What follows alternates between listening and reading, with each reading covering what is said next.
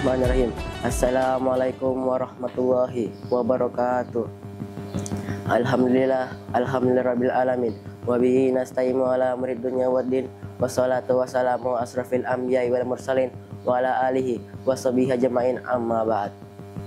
Yang pertama, yang paling utama, mari kita panjatkan puji syukur terhadap Allah SWT, Tuhan semesta alam, di mana Allah telah memberikan kita banyak sekali nikmat yang sepatutnya kita sebagai umat Islam harus patut mensyukurinya.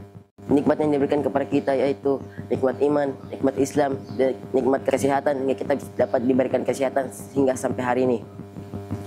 Salawat serta salam tak lupa kita kirimkan kepada baginda kita yaitu Nabi Muhammad SAW, Nabi yang telah membawa kita dari zamannya kegelapan ke zamannya terang benderang seperti saat ini. Nabi yang telah menyampaikan agama yang hak, yakni agama Islam, agama yang diridai oleh Allah SWT. Semoga kita termasuk umat yang diridai oleh Allah SWT. Amin. Berdirinya saya di sini ingin menyampaikan sebuah ceramah yang berjudul doa dan ikhtiar. Berdoa atau memohon kepada Allah SWT adalah inti ibadah. Umat Islam tidak pandang derajat maupun pangkat, semua diperintahkan untuk memperbanyak doa dalam segala kondisi.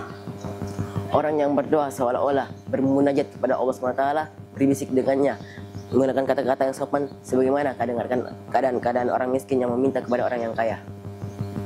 Kedudukan doa dalam ibadahnya orang-orang Islam sangatlah tinggi.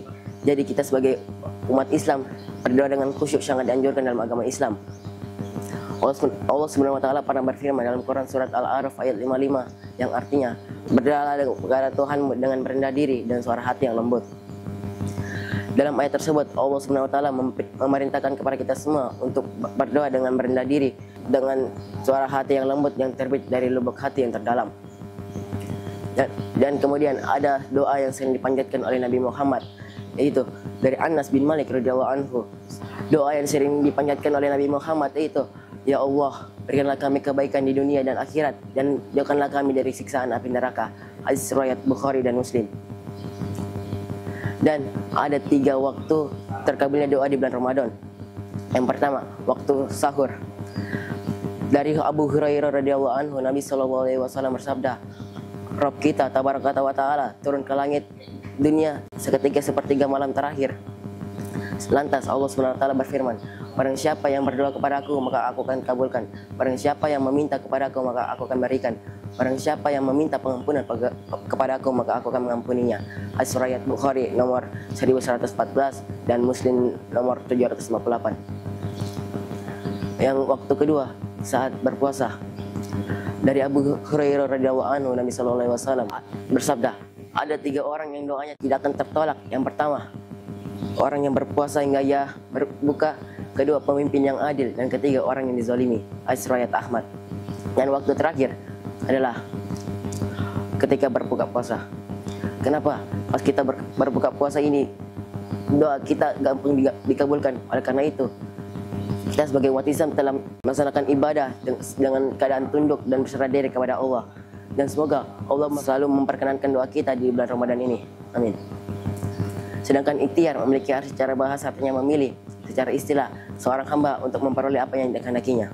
Orang yang berikhtiar berarti terus ia melakukan pekerjaannya dengan sungguh-sungguh agar dapat berhasil dan sukses. Kita sebagai umat Islam harus dianjurkan untuk berikhtiar sekuat tenaga kita dan kemampuan kita. Setelah kita berikhtiar, maka kita harus serahkan semua itu kepada Allah. Allah SWT pernah berfirman dalam Quran surat Al-A'raf ayat 11 yang artinya, sesungguhnya Allah tidak akan mengubah satu kaum sebelum mereka mengubah keadaan mereka sendiri. Doa dan ikhtiar sangat dianjurkan dalam agama Islam. Seseorang yang hanya meratap dan mengeluh tanpa diiringi dengan usaha untuk mewujudkan apa yang dia minta hanya menyebabkan dia pasrah terhadap suatu keadaannya. Jadi semua akan berjalan baik apabila 2 komponen ini berjalan dengan sempurna. Mungkin itu saja yang bisa saya sampaikan. Jika ada jarum kata jangan simpan dalam peti. Jika ada kata-kataku yang salah jangan simpan dalam hati. Cukup sekian dan terima kasih. Wassalamualaikum warahmatullahi wabarakatuh.